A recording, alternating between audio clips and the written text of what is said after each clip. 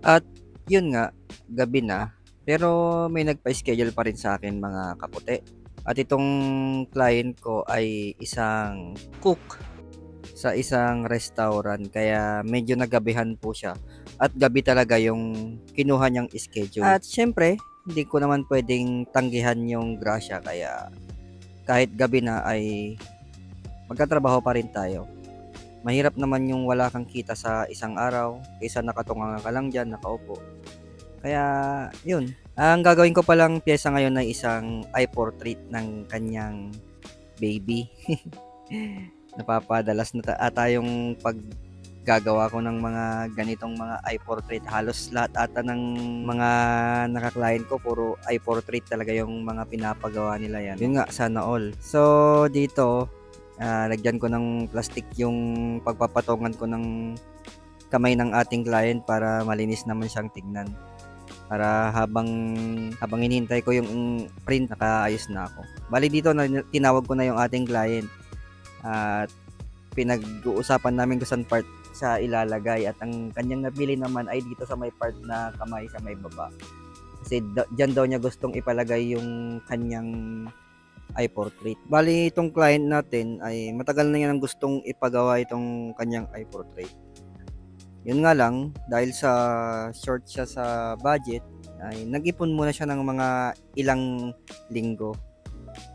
Yan, pinag-ipunan niya talaga to pa. Kaya kailangan ko talaga ditong gawin yung best ko para magawa ko ng maayos tong eye portrait ng kanyang jowa. Alam niyo naman, pag mahal mo, ipatato mo, syempre, 'di ba? Bali dito, inuna ko muna sa may part na mata.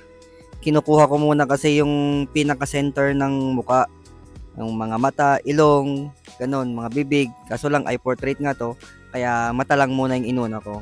Kasi susunod ko dyan yung kilay, yung mga ilong. Kasi mas makikita ko na kasi yung pagkabuhay ng isang tattoo kapag nagawa ko na yung part ng mata or kilay, ganun. Pag na kuha ko na yun, madali ko na lang makukuha yung mga shadow at yung mga shade niya sa mga susunod na detalye.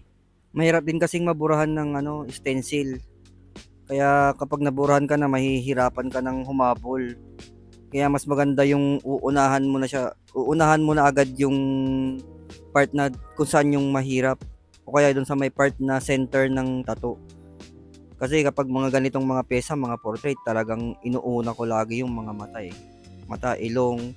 Ganun kasi yung mga mabilis mabura kapag yun pa naman yung pinaka-importante sa lahat, yung muka at saka yung mata, ilong at bibig. Yun ang pinaka-importante sa lahat na dapat na may susundan ka. Kasi kapag nabura na yun, wala na.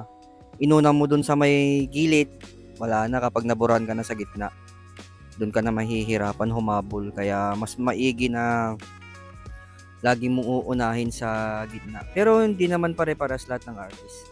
May sarili tayong mga technique kumbaga na ginagamit sa pagtatato, kung paano mo ito gagawin, paano mo siya tatapusin, paano mo sisimulan, nasa artist yun. Kasi hindi naman pare-parehas. Pero para sa akin, inuuna ko lagi sa gitna. Doon kasi yung laging nabubura kapag minsan inuuna ko na sa baba. Tapos papataas na ako. Nabubura na ako ng stencil kaya inuuna ko lagi sa gitna. Para kapag nasa gilid na ako, madali ko na lang siyang habulin. Kasi nakakuha ko naman na yung part na gitna, yung mga mata, ilong, bibig, yun. Kaya hindi na ako mahihirapan sa pagbuo ng portrait. Yan, bali dito ay halos patapos na po ako. Nagpuputi na lang po ako sa ginagawa kong pyesa. Halos patapos na rin ako sa pyesang ginagawa ko. Nasa 80% na siguro to. Tapos matatapos na. Bali, ang gamit ko palang needle dito mga kaputi ay 3RL, 7RL at saka 23 round magnum. Yan po yung mga ginamit kong mga needle dito sa ginagawa kong eye portrait. Kasi yan yung mga sanay kong ginagamit kapag gumagawa ko ng mga ganitong mga pyesa. At ito na po pala yung finished product mga boss. A total of 1.5 hours. Yan. O diba, napakasang oras at kalahati ko lang po yan ginawa. O diba? Black and gray po yung banat na ginawa ko dyan. Bali, yan. Tapos na po. Papaalam na po ang ating client. At hanggang sa muli, maraming salamat po.